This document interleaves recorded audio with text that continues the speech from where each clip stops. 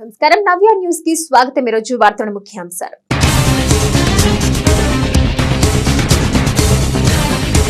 తిరుమల మెట్ల మార్గాల్లో చీరాల భక్తుడికి పాము కాటు, స్నేహితుల సంచారంతో హుటాహుటిన బాధిత భక్తుడిని ప్రైవేటు ఆసుపత్రికి తరలించిన టీటీడీ అధికారులు। భక్తుడు క్షేమంగా ఉన్నట్టు వైద్యుల వెల్లడి।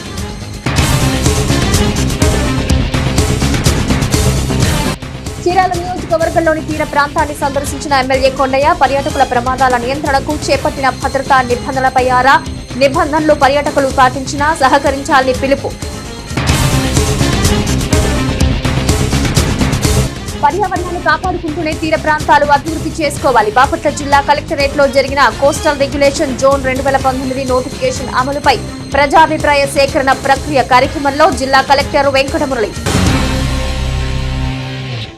తిరుమలకు వెళ్లే అలిపిరి మెట్ల మార్గంలో చీరాలకు చెందిన భక్తుడు నాగేంద్ర ప్రమాదవశాత్తు పాము కాటుకి గురయ్యాడు। విషయాన్ని గమనించిన స్నేహితులు సమాచారాన్ని టీటీడీ అధికారులకు చేరవేయడంతో హుటాహుటిన అధికారులు బాధితుడిని అంబులెన్స్ ద్వారా తిరుమల అశ్విని హాస్పిటల్ కి తరలించారు। ప్రస్తుతం అతని పరిస్థితి నిలకడగా ఉందని వైద్యులు తెలిపారు। చీరాల ప్రాంతానికి చెందిన కొందరు యువకులు తిరుపతి వెంకటేశ్వర స్వామి దర్శనార్థం వెళ్లారు। ఈ క్రమంలో తిరుమలకు వెళ్లేందుకు గాను అలిపిరి మెట్ల మార్గంలో నడుస్తున్న క్రమంలో మార్గ మధ్యలో 7వ మైలు దాటిన తర్వాత ఓ టీ స్టాల్ దగ్గర యువకులు ఆగారు।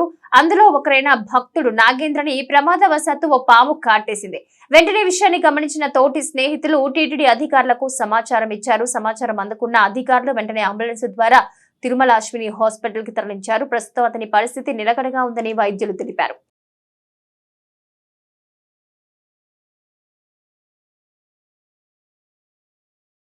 వరుస ప్రమాదాల నేపథ్యంలో తీరంలో ఏర్పాటు చేసిన పర్యాటకుల భద్రతా చర్యలను పరిశీలించే క్రమంలో చీరాల నియోజకవర్గంలోని వాడరేవు, రామాపురం తదితర సముద్ర తీర ప్రాంతాలు చీరాల ఎమ్మెల్యే కొండయ్య పరిశీలించారు। పర్యాటకుల ప్రమాదాల నియంత్రణకు స్థానికంగా ఏర్పాటు చేసిన భద్రతాపరమైన చర్యలపై ఆయన ఆరా తీశారు।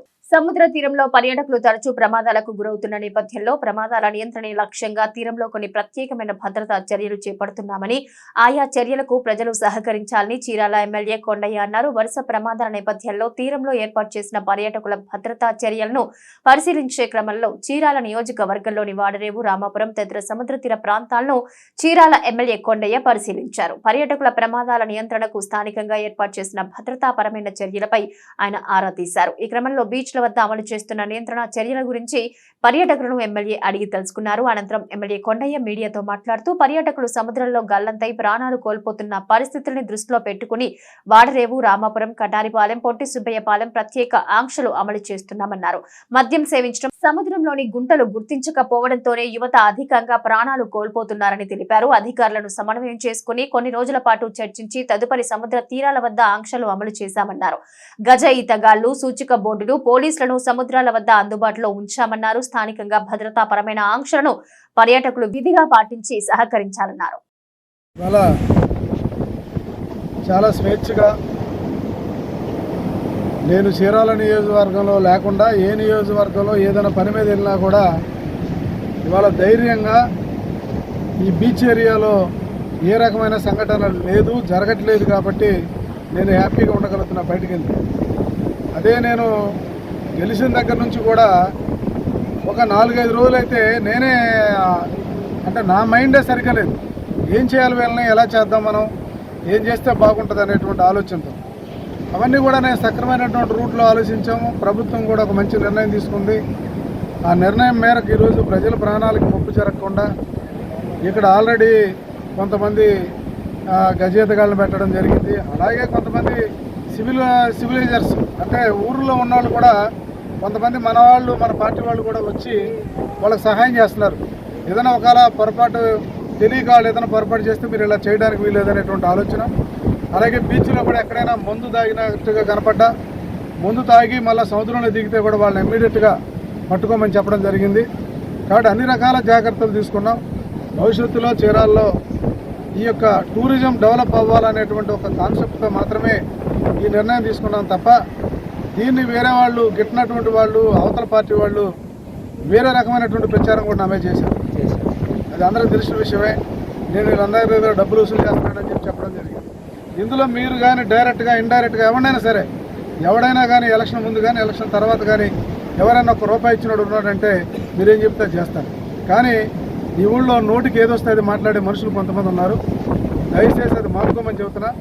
మీరు అలాంటి పరిస్థితి కానీ కాకపోతే మీరు ఇబ్బంది పడతారన్న కూడా ఈ సందర్భంగా మీకు తెలియజేస్తాం సార్. దీనివల్ల ఏంటంటే ప్రతి చోట సెక్యూరిటీ అలర్ట్ బాగుంది. కొద్దిగా లోపలికి వెళ్ళగానే మనల్ని అలర్ట్ చేయడం, అంతకు మించి వెళ్ళకూడదు, ఇదంతా చాలా బాగుంది.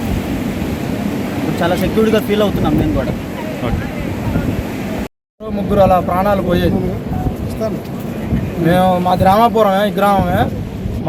మా కళ్ళ ముందు ఎవరైనా మునిగిపోతే మేము వెళ్ళి కాపాడేవాళ్ళం. మా దూరం ఉండే వాళ్ళు అయితే మాకు అందుబాటులో లేదు కాబట్టి వాళ్ళ ప్రాణాలు ఈజీగా పోయేది. నెలకి 2, 3, 4 అలా. ఈ అవాస్తవం అయితే పోలీస్ స్టేషన్ రికార్డు కూడా ఉన్నాయి. అంత అవసరం అయితే సార్ వచ్చినప్పుడు సార్ గారి దృష్టికి ఆ రోజున 6, 7 చనిపోయారు. సార్ గారు ఆ వారంలో సార్ గారి దృష్టికి తీసుకెళ్ళాము. సార్ గారు ఈ ప్రాణాలు పోకూడదని, బీచ్కి వచ్చిన వాళ్ళు ప్రాణాలు పోకూడదని సార్ గారు ఒక మంచి నిర్ణయం తీసుకున్నారు. ఒక వారం రోజులు బీచ్ని బంద్ చేసి ఎటువంటి ప్రాణం పోకుండా గజేతగాల్ని ఒక పాయింట్కి 2 పెట్టి ఒక 15 మందిని పెట్టారు. రామాపురంలో 8 మందిని, వాడరేవులో 3 ముగ్గురిని, కడారపురంలో 1 నలుగురిని. గజెత్గాలు ఉన్నందువలన పాయింట్లో 2 ఉంటారు. లోపలికి వెళ్లకుండా వాళ్ళు ఫస్ట్గా చెప్తారు, అవగాహన కల్పిస్తారు. పొరపాటున ఎవరైనా లోపలికి వెళ్ళినా కూడా ఈ గజెత్గాలు వెళ్ళినా వాళ్ళని కాపాడుకొని వస్తారు. ఇది చేసినందువలన సార్ గారికి మేము చాలా ధన్యవాదాలు తెలుపుకుంటున్నాం సార్. బాపట్ల జిల్లా కలెక్టరేట్లోని సమావేశపు హాల్లో జిల్లా కలెక్టర్ వెంకటమురళి అధ్యక్షతన కోస్టల్ రెగ్యులేషన్ జోన్ 2019 నోటిఫికేషన్ అమలు కొరకు ప్రజాభిప్రాయ సేకరణ ప్రక్రియ జరిగింది. సిఆర్జెడ్ కింద తీర ప్రాంతాలు, దాని ప్రాదేశిక నీటి పరిమితి ప్రాంతాల అభివృద్ధికి ప్రభుత్వం చర్యలు తీసుకుంటుందని బాపట్ల జిల్లా కలెక్టర్ జె వెంకటమురళి చెప్పారు. బాపట్ల జిల్లా కలెక్టరేట్లోని సమావేశపు హాల్లో జిల్లా కలెక్టర్ వెంకటమురళి అధ్యక్షతన కోస్టల్ రెగ్యులేషన్ జోన్ 2019 నోటిఫికేషన్ అమలు కొరకు ప్రజాభిప్రాయ సేకరణ ప్రక్రియ జరిగింది. ఈ సందర్భంగా జిల్లా కలెక్టర్ జె వెంకటమురళి మాట్లాడుతూ పర్యావరణాన్ని సులక్షణంగా కాపాడుకుంటూనే తీర ప్రాంతాలు అభివృద్ధి చేసుకోవాలని తెలిపారు.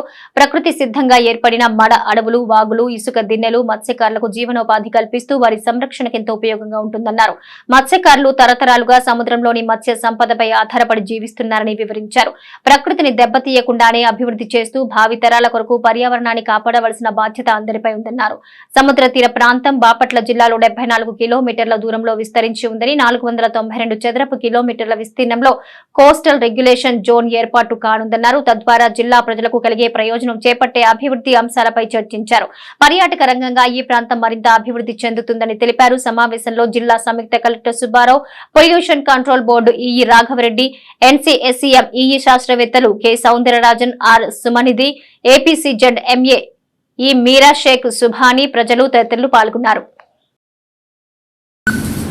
మనకు కోస్టల్ రెగ్యులేటరీ జోన్ సంబంధించినటువంటి 2019కి సంబంధించిన నోటిఫికేషన్ గురించి జరిగింది.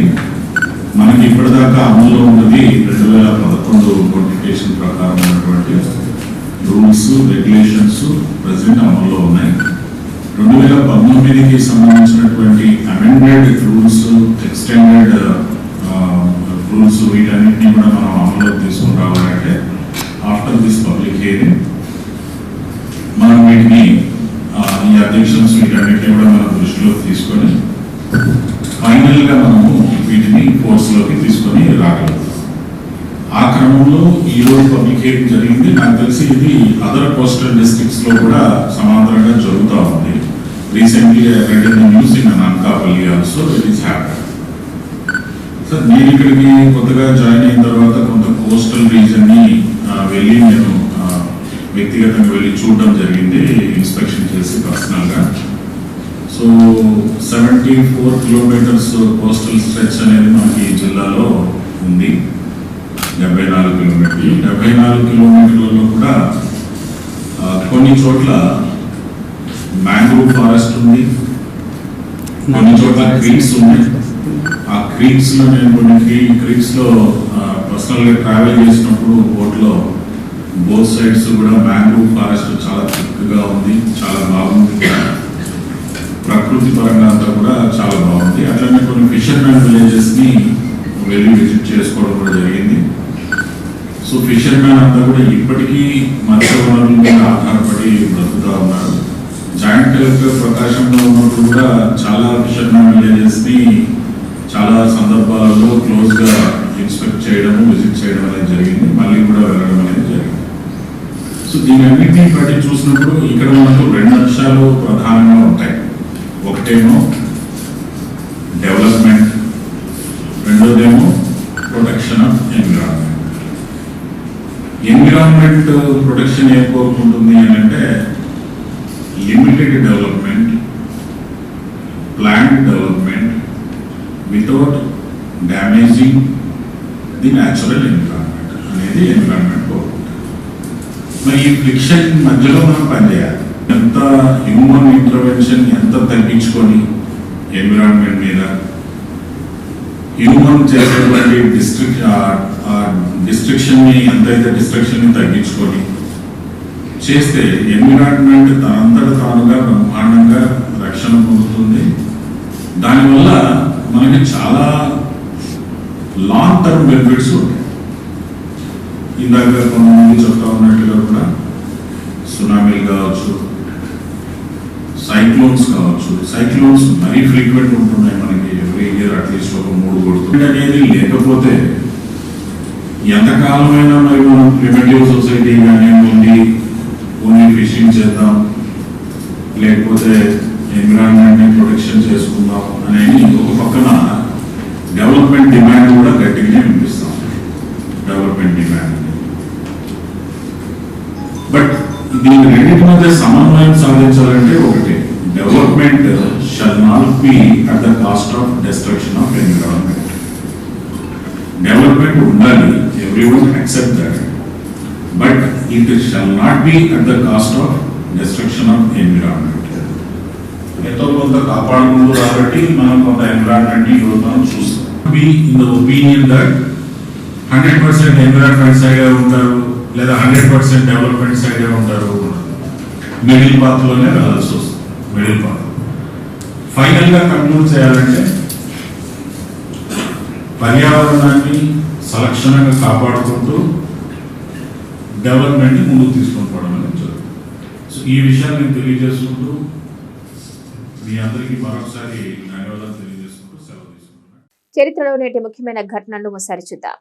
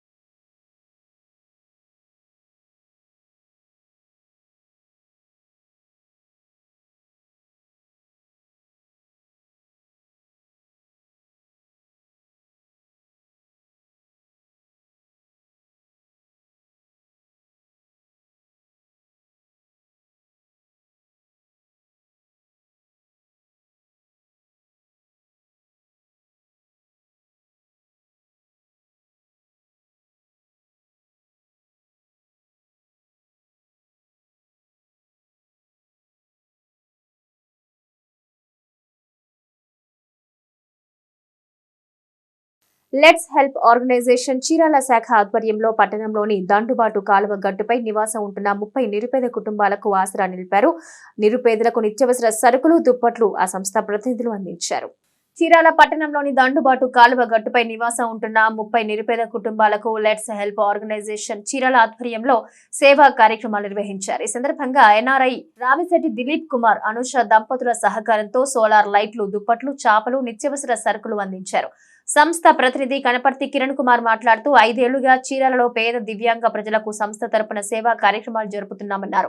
నిరుపేద కుటుంబాలకు చేయూత అందించేందుకు సంస్థ నెలకొల్పబడిందన్నారు. భవిష్యత్తులో కూడా మరిన్ని సేవా కార్యక్రమాలు నిర్వహిస్తామన్నారు. ఈ కార్యక్రమంలో డేవిడ్, సాంబయ్య, దయాకర్, శివపూర్ణ, నిసి, గ్రేస్ బాబు, రాజు, కుమార్, గోపి, భాస్కర్, ప్రకాష్ తదితరులు పాల్గొన్నారు. లెట్స్ హెల్ప్ ఆర్గనైజేషన్ యొక్క ప్రధాన ఉద్దేశం ఏంటంటే పేద ప్రజలకి హెల్ప్ చేయటం. ఈ సంస్థ అధినేత అయినటువంటి రామిశెట్టి దిలీప్ కుమార్, అనుష దంపతుల వారు చీరాలలో పుట్టి చీరాలలోనే విద్యాభ్యాసం చేసి అమెరికాలో స్థిరపడటం జరిగింది. వారి యొక్క జన్మభూమి అయినటువంటి చీరాల అవటంతో చీరాల చుట్టుపక్కల ఉన్నటువంటి ఎవరైతే పేద ప్రజలు ఉన్నారో వాళ్ళందరికీ తమ వంతుగా హెల్ప్ చేయాలని చెప్పేసి వాళ్ళు సంకల్పించుకొని వాళ్ళకి హెల్ప్ చేయాలని చెప్పి ఉద్దేశంతో లెట్స్ హెల్ప్ ఆర్గనైజేషన్ సంస్థను స్థాపించి గత 5 సంవత్సరాల నుండి ఎన్నో సేవా కార్యక్రమాలు చేయటం జరుగుతూ ఉంది. అయితే లెట్స్ హెల్ప్ ఆర్గనైజేషన్ ద్వారా ఎవరైతే పేదలు ఉన్నారో వాళ్ళకి ఎల్లవేళలా వాళ్ళకి సాయశక్తులు ఉన్నంత వరకు హెల్ప్ చేస్తానని చెప్పి మాట ఇవ్వడం కూడా జరిగింది. అయితే వారి యొక్క కుటుంబాన్ని మీ అందరి యొక్క ఆశీస్సులు ఉండాలని చెప్పి కోరుకున్నారు. వాళ్ళ కుటుంబంలో వాళ్ళ పిల్లలు బాగా చదువుకోవాలని, బాగా సెటిల్ అవ్వాలని చెప్పి మనం అందరం కోరుకున్నాము. ఈరోజు యొక్క ప్రధాన ఉద్దేశం ఏంటంటే చీరాల కొత్తపాలెం పంచాయతీ పరిధిలో నివసించే 30 నిరుపేద కుటుంబాలు చాలా అధ్వాన స్థితిలో బతుకుతూ ఉన్నారు. వారు ఉండే ప్రాంతం ఒక పొలం గట్టు కాలువ పక్కన చిన్న గుడిసెలు వేసుకొని జీవిస్తూ ఉన్నారు. వాళ్ళకి కరెంట్ సదుపాయం లేదు, నీటి వసతి లేదు. అయితే వీరిని లెట్స్ హెల్ప్ ఆర్గనైజేషన్ సంస్థ గుర్తించి వీరికి సహాయం చేయాలని చెప్పేసి వీరి యొక్క పరిస్థితిని సంస్థ అధినేత అయినటువంటి రామశెట్టి దిలీప్ కుమార్ అనుష దంపతుల వారికి తెలియపరచగానే వారు వెంటనే స్పందించి వారికి లైట్ నిమిత్తం వెలుగు కోసం ఇలాంటి సోలార్ లైట్ని బహుకరించినారు ప్రతి ఇంటికి. ఇది ఎండలో ఉన్నప్పుడు పవర్ని కన్జ్యూమ్ చేసుకొని వెలుతురిస్తుంది. అంతేకాకుండా దుప్పట్లు, చేపలు, 5 కేజీల రైసు బహుకరించినారు. ఇందుని బట్టి వారికి చాలా కృతజ్ఞతలు తెలియపరుచుకుంటున్నాను. ఆర్గనైజేషన్ ఎల్లవేళలా ఇలాంటి కార్యక్రమాలు జరిపించాలని చెప్పి కోరుకుంటూ మీ తరపున మా అందరి తరపున ప్రత్యేకంగా వాళ్ళకి ధన్యవాదాలు తెలియజేస్తున్నాను. చీరాల పట్టణంలోని పాపరాజు తోట శ్రీ పోలేరమ్మకు ఆషాఢ మాస సారె వేడుక వైభవంగా జరిగింది. 108 మంది మహిళలు సారె వస్తువులతో ఆలయం చుట్టూ ప్రదర్శనలు చేశారు. ముందుగా అమ్మవారికి భక్తులు ప్రత్యేక పూజలు, విశేష అభిషేకాలు జరిపారు. చీరాల పట్టణంలోని పాపరాజు తోట శ్రీ పోలేరమ్మకు ఆషాఢ మాస సారె వేడుక వైభవంగా జరిగింది. 108 మంది మహిళలు సారె వస్తువులతో ఆలయం చుట్టూ ప్రదర్శనలు చేశారు. ముందుగా అమ్మవారికి భక్తులు ప్రత్యేక పూజలు, విశేష అభిషేకాలు జరిపారు. ప్రత్యేక పూజల అనంతరం పోలేరమ్మ తల్లికి భక్తులు అత్యంత భక్తి శ్రద్ధలతో సారె సమర్పించి మొక్కులు చెల్లించుకున్నారు. ఆషాఢం సారె వేడుకను పురస్కరించుకుని శాకంబరి అవతారంలో పోలేరమ్మ అమ్మవారు భక్తులకు ప్రత్యేకంగా దర్శనమిచ్చారు. ఆషాఢ మాసంలో పోలేరమ్మకు సారె సమర్పించడం ప్రతి ఏడాది ఆనవాయితీ అని భక్తులు అన్నారు. కోరికలు తీర్చే కల్పవల్లిగా పోలేరమ్మను కొలుస్తామని భక్తులు చెబుతున్నారు. కమిటీ ప్రతినిధులు కార్యక్రమాలను పర్యవేక్షించి ప్రసాదం అందజేశారు. కాగా అమ్మవారికి నిర్వహించిన ఆయా కార్యక్రమాలకు పెద్ద ఎత్తున భక్తులు తరలివచ్చారు. భక్తులకు నమస్కారం. చీరాల పాపరాజు తోటలో స్వయంభూగా 500 సంవత్సరాల నుంచి వెలిసినటువంటి శ్రీ శ్రీ పోలేరమ్మ తల్లి, పోతురాజు శాకమ్మ తల్లి దేవస్థానం నందు ఆషాఢ మాస సందర్భంగా అమ్మవారిని ఈ రోజున శాకంబరి అవతారంలో అలంకరించినాము. భక్తులందరూ అమ్మవారికి సారె, చీరలతోటి, పసుపు కుంకుమలతోటి, నైవేద్యాలతో అందరూ వచ్చి వారి శక్తి కొలది అమ్మవారికి నైవేద్యాలు సమర్పించుకున్నారు. కావున గ్రామ ప్రజలందరూ ఈ కార్యక్రమంలో వందలాదిగా వేలాదిగా పాల్గొని ఈ కార్యక్రమం జయప్రదం చేయవలసిందిగా కోరుతున్నాము. ఇటు శ్రీ పోలేరమ్మ తల్లి దేవస్థాన కమిటీ, పాపరాజు తోట, చీరాల, మరియు పోలేరమ్మ మహిళా సమాజం డెవలప్మెంట్ కమిటీ, చీరాల. ఆషాఢ మాసం సందర్భంగా పోలేరమ్మ తల్లికి 108 మంది రకాల చీరాల పాపరాజు తోటలోని పోలేరమ్మ తల్లికి అమ్మవారికి సారె జరుపుతున్నాము. శాకంబరి అలంకారము వైభవవేతంగా చేశాము. ప్రతి సంవత్సరము ఇలా చేయాలని మా కోరిక. అమ్మవారి ఆశీర్వాదం మా అందరికీ ఉండాలని పోలేరమ్మ తల్లి, పోతురాజు స్వామి, అంకమ్మ తల్లి, ముత్యాలమ్మ తల్లి వీరందరి ఆశీస్సులు మాకు ప్రతి సంవత్సరం జరగాలని ఆశిస్తున్నాము. IIIT విద్యార్థికి చీరాల ఇన్నర్ వీల్ క్లబ్ ప్రతినిధులు అండగా నిలిచారు. ఈ క్రమంలో IIIT విద్యార్థికి ఆర్థిక సహాయం అందించారు. చీరాల పట్టణంలోని రోటరీ కమ్యూనిటీ హాల్లో ఇన్నర్ క్లబ్ చీరాల ఆధ్వర్యంలో IIIT విద్యార్థికి ఆర్థిక సహాయాన్ని అందజేశారు. ఈ సందర్భంగా చీరాలకు చెందిన భోగిరెడ్డి సంయుక్త అనే విద్యార్థి ఇంటర్లో 980 మార్కులు సొంతం Bihar Indian Institute of Technology పాట్నాలో సీటు IIIT సీటు సాధించింది. విద్యార్థి ఉన్నత చదువుల నిమిత్తం ఇన్నర్ వీల్ క్లబ్ తరపున నగదు సహాయాన్ని అందజేశారు. ఈ సందర్భంగా క్లబ్ ప్రతినిధులు మాట్లాడుతూ చీరాల్లో మహిళలకు చేయూతగా నిలిచేందుకు ఇన్నర్ వీల్ క్లబ్ పనిచేస్తోందన్నారు. పేద కుటుంబంలో పుట్టి చదువులో ఉత్తమమైన మార్కులతో సంయుక్త ఆదర్శంగా నిలవడం గొప్ప విషయం అని తెలిపారు. ఇలానే భవిష్యత్తులో విద్యలో అందరికంటే ముందుండాలని ఆకాంక్షించారు. తల్లిదండ్రులకు సమాజానికి మంచి పేరు తీసుకొచ్చే విధంగా అనుకున్న లక్ష్యానికి చేరుకోవాలన్నారు.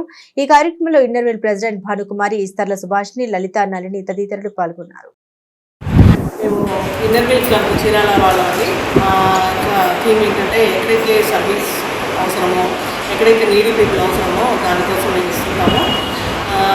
కాప సంయుక్త పేరు, తనకి మేము జూనియర్ ఇంటర్లో హెల్ప్ చేశాము, తర్వాత సీనియర్ ఇంటర్లో హెల్ప్ చేశాము. ఎంపీసీలో చదువుకుంది. తనకి ఏంటంటే ఐఐటి పాట్నాలో తనకి సీట్ వచ్చింది, ఫ్రీ సీటు. సో ఐఐటిలో రావడం అనేది చాలా గ్రేట్. మరి ఇందులో ఈసారి మా థీమ్ ఏంటంటే humanity of heart beat. So ఎక్కడైతే సర్వీస్ హ్యుమానిటీ ఉందో దాని హార్ట్ బీట్ కూడా డిఫరెంట్గా ఉంటుంది. సో ఈ సర్వీస్ చేయడం అనేది మాకు చాలా అప్పటి నుంచో ఉంది. ఒక 35 years ఆఫ్ సర్వీస్ మాది. సో ఇన్నర్ వీల్ మేము ఎక్కడైతే స్కూల్లో బెంచెస్ కానీ అన్నింటిలో ఇస్తూ ఉంటాము. కొన్ని రోటరీ వాళ్ళతో కలిసి చేస్తూ ఉంటాము. ఈ సంవత్సరం మేము అన్నీ ఇంకా ఎక్కువ కార్యక్రమాలు చేయాలని అనుకుంటా ఉన్నాము. సో దీనికోసమని ఎవరైతే నీడీగా ఉన్నారో పీపుల్ మమ్మల్ని కాంటాక్ట్ అయితే మేమైతే చేద్దాం అనుకుంటున్నాము. ఈ పాప మరి తన భవిష్యత్తులో ఇంకా మంచి శిఖరాలను అధిరోహించాలని కోరుకుంటూ పాప భవిష్యత్తు కోసం మరి మేము చేసిన చిన్న సాయానికి మరి తను దానికి కృతజ్ఞతగా బాగా చదువుకుంటుంది. సో తన ఫ్యూచర్లో మంచి ఉండాలని intermediate, second year, and upcoming IIM. So I'm very thankful to everyone who supported me for my inter studies and also doing the same for my tech studies. So I'm very thankful to everyone for spending their valuable time here. ఈ సంగీత కార్యక్రమాలు ఇంటర్మీడియట్లో కూడా సుభాష్ గారు వాళ్ళు 10,000 సహాయం చేశారండి.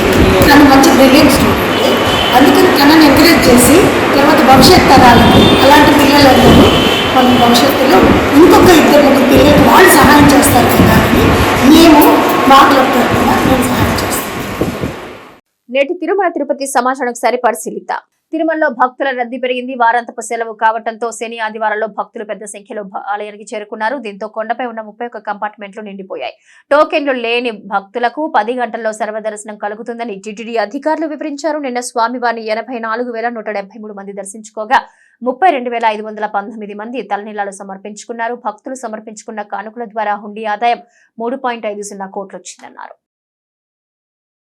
చీరాల పట్టణ పరిధిలోని దండుబాటు డ్రైనేజీ పురవాసులకు పెద్ద సమస్యగా మారింది. ప్రధానంగా రైలు ట్రాక్ అవతల భాగానే ఉన్న 10 వార్డుల ప్రజలు దండుబాటు మురుగు డ్రైన్ తో ఇబ్బందులు పడుతున్నారు. చీరాల పట్టణ పరిధిలోని దండుబాటు డ్రైనేజీ పునరావాసులకు పెద్ద సమస్యగా మారింది. ప్రధానంగా రైలు ట్రాక్ అవతల బాగానే ఉన్న 10 వార్డుల ప్రజలు దండుబాటు మురుగు డ్రైన్ తో ఇబ్బందులు పడుతున్నారు. ముఖ్యంగా నిర్దిష్టమైన ప్రణాళికలు లేకుండా ఈ డ్రైన్ ను నిర్మించి స్ట్రేట్ కట్ కాలువలో కలపడంతో జరిగింది. అయితే ఇక్కడ ఇళ్ల కంటే మురుగు కాలువని ఎత్తులో నిర్మించడంతో మురుగుకు ముందుగా కదలని పరిస్థితి ఏర్పడింది.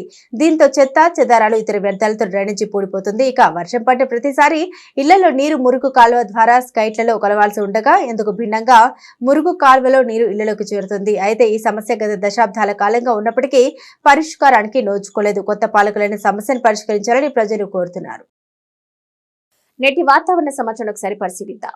ఉత్తర ఛత్తీస్గఢ్ పరిసర ప్రాంతాలపై గల ఉపరితల ఆవర్తనం ఇప్పుడు 7.6 కిలోమీటర్ల ఎత్తు వరకు విస్తరించింది. అదే ప్రాంతంపై కొనసాగుతుంది. ఎత్తుతో నైరుతి దిశగా వంగి ఉంది. 21 డిగ్రీల ఉత్తర అక్షాంశం వద్ద షేర్ జోన్ సగటు సముద్ర మట్టం నుంచి 3.1 మరియు 7.6 కిలోమీటర్ల ఎత్తులో కొనసాగుతుంది మరియు ఎత్తుతో దక్షిణం వైపు వంగి ఉంది.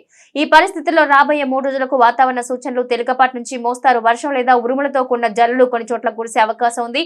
ఉరుములతో కూడిన మెరుపులు మరియు బలమైన గాలులు గంటకు 30 నుంచి 40 కిలోమీటర్ల వేగంతో 1 లేదా 2 చోట్ల వీచే అవకాశం ఉంది. వార్తల్లో నేటి అంతర్జాతీయ జాతీయ రాష్ట్ర ముఖ్యమైన అంశాలు పరిశీలిద్దాం. చైనా దేశాన్ని భారీ వర్షాలు వణికిస్తున్నాయి. గత గురువారం నుంచి అక్కడ కుంభవృష్టి కురుస్తోంది. ఆగ్నేయ ప్రాంతంలో కురుస్తున్న భారీ వర్షాలకు జనజీవనం విలవిల్లాడుతోంది. హునాన్ ప్రావిన్స్ లోని హోంగ్ యాంగ్ నగర పరిధిలో గల యోలిన్ గ్రామంలో ఓ ఇంటిపై కొండ చర్యలు విరిగిపడ్డాయి. దాంతో ఇంట్లో 18 మంది కొండ చర్యల కింద చిక్కుకుపోయారు. దాంతో సమాచారం అందుకున్న రెస్క్యూ టీం హుటాహుటిన ఘటనా ప్రాంతానికి చేరుకున్నారు. కొండ చర్యలు తొలగించి తీవ్ర గాయాలతో ఉన్న 6గురిని చికిత్స నిమిత్తం ఆసుపత్రికి తరలించారు. మిగతా 12 మంది ప్రాణాలు కోల్పోయారు. ప్రధాని మోదీ అధ్యక్షతన జరిగిన నీతి ఆయోగ్ సమావేశంలో పలు కీలక నిర్ణయాలు తీసుకున్నారు. 2047 నాటికి వికసిత భారత్ లక్ష్యంగా పనిచేయాలని ముఖ్యమంత్రులకు ప్రధాని మోదీ దిశానిర్దేశం చేశారు. నీతి ఆయోగ్ సమావేశానికి 7 విపక్ష పాలిత రాష్ట్రాల సీఎంలు డుమ్మా కొట్టారు. కేంద్ర బడ్జెట్లో తమకు అన్యాయం జరిగిందని నిరసన తెలిపారు. ఢిల్లీలోని రాష్ట్రపతి భవన్ సాంస్కృతిక కేంద్రంలో నీతి ఆయోగ్ 9వ గవర్నింగ్ కౌన్సిల్ సమావేశం జరిగింది. నీతి ఆయోగ్ సమావేశం నుంచి బెంగాల్ సీఎం మమతా బెనర్జీ మధ్యలోనే వాకౌట్ చేయటం చర్చనీయాంశంగా మారింది. ఏపీ సీఎం చంద్రబాబు ఢిల్లీ పర్యటనలో బిజీగా ఉన్నారు. నీతి ఆయోగ్ భేటీలో పాల్గొన్న తర్వాత ఆయన కేంద్ర మంత్రులతో సమావేశమవుతున్నారు. కేంద్ర జలశక్తి మంత్రి సిఆర్ పాటిల్ తో చంద్రబాబు భేటీ అయ్యారు. పోలవరం ప్రాజెక్టుకు సంబంధించి తాజా ప్రతిపాదనలకు ఆమోదం తెలపాలని కేంద్ర మంత్రిని బాబు కోరినట్టు తెలుస్తోంది. పోలవరం ప్రాజెక్టు మొదటి దశకు అవసరమైన 12,500 కోట్ల ప్రతిపాదనలు ఆమోదించాలని కేంద్ర మంత్రి పాటిల్ చంద్రబాబు కోరారు. కేంద్ర మంత్రులు రామ్మోహన్ నాయుడు, పెమ్మసాని కూడా ఈ సమావేశానికి హాజరయ్యారు. తర్వాత మీడియాతో చిట్ చాట్ చేసిన చంద్రబాబు వైసీపీ హయాంలో పోలవరం ప్రాజెక్టును నాశనం చేశారని ఆవేదన వ్యక్తం చేశారు. ప్రస్తుతం దేశీయ కార్ల మార్కెట్లో ఎస్యూవీ కార్లదే హవా. అందున 3 వరుసల 6/7 సీట్ల ఎస్యూవీ కార్ల వైపు ప్రతి ఒక్కరూ మొగ్గు చూపుతున్నారు. Mahindra XUV 700, Mahindra Scorpio N, Tata Safari, MG Hector plus వంటి మోడల్ కార్లకు ఆదరణ బాగానే ఉంది. త్వరలో ఐపీఓకు వెళ్లనున్న హుండాయ్ మోటార్ ఇండియాకు సైతం ఇతర కార్ల తయారీ సంస్థలతో పోటీ పడుతోంది. ఇతర కార్ల తయారీ సంస్థల నుంచి పోటీ ఎదురవడంతో హుండాయ్ సైతం వచ్చే సెప్టెంబర్లో అల్కజార్ ఫేస్ లిఫ్ట్ కారు ఆవిష్కరించడానికి సిద్ధమైంది. పారిస్ ఒలింపిక్స్ లో భారత షూటర్ మను బాకర్ చరిత్ర సృష్టించింది. విశ్వ వేదికపై తొలి పతకం అందించి యావత్ భారతావనిని సంబరాల్లో ముంచెత్తింది. ఆదివారం జరిగిన 10 మీటర్ల ఎయిర్ పిస్టల్ ఫైనల్లో బాకర్ 3వ స్థానంలో నిలిచి కాంస్య పతకం కొల్లగొట్టింది. దీంతో షూటింగ్ విభాగంలో తొలి మెడల్ గెలుపొందిన మొదటి మహిళా షూటర్ గా బాకర్ రికార్డు నెలకొల్పింది. ఒలింపిక్స్ ప్రారంభమైన 3వ రోజు ఎట్టకేలకు భారత్ విశ్వ క్రీడల్లో పతకాల ఖాతా తెరిచింది. క్వాలిఫైయింగ్ రౌండ్స్ లో 580-27 స్కోర్ తో అదరగొట్టిన బాకర్ 3వ స్థానంలో నిలిచి పతకంపై ఆశలు రేపింది. అనుకున్నట్టుగానే కోట్లాది మంది భారతీయులు ఆకాంక్షను నిజం చేసింది. ఫైనల్లోనూ చెక్కు చెదరని గురితో 221.7 పాయింట్లు సాధించింది. దాంతో ఒలింపిక్స్ లో తొలి మెడల్ గెలిచిన మహిళా షూటర్ గా రికార్డుల్లోకి ఎక్కింది. నవ్య న్యూస్ ముగించే ముందు ముఖ్యాంశాలు మరోసారి.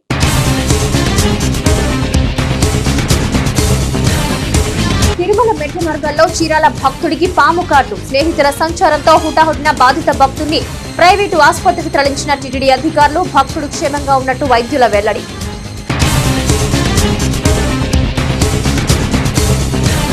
చీరాల నియోజకవర్గంలోని తీర ప్రాంతాన్ని సందర్శించిన ఎమ్మెల్యే కొండయ్య పర్యాటకుల ప్రమాదాల నియంత్రణకు చేపట్టిన భద్రతా నిబంధనలపై ఆరా. నిబంధనలు పర్యాటకులు పాటించినా సహకరించాలని పిలుపు. పర్యావరణాన్ని కాపాడుకుంటూనే తీర ప్రాంతాలు అభివృద్ధి చేసుకోవాలి. బాపట్ల జిల్లా కలెక్టరేట్ లో జరిగిన కోస్టల్ రెగ్యులేషన్ జోన్ 2019 నోటిఫికేషన్ అమలుపై ప్రజాభిప్రాయ సేకరణ ప్రక్రియ కార్యక్రమంలో జిల్లా కలెక్టర్ వెంకటమురళి.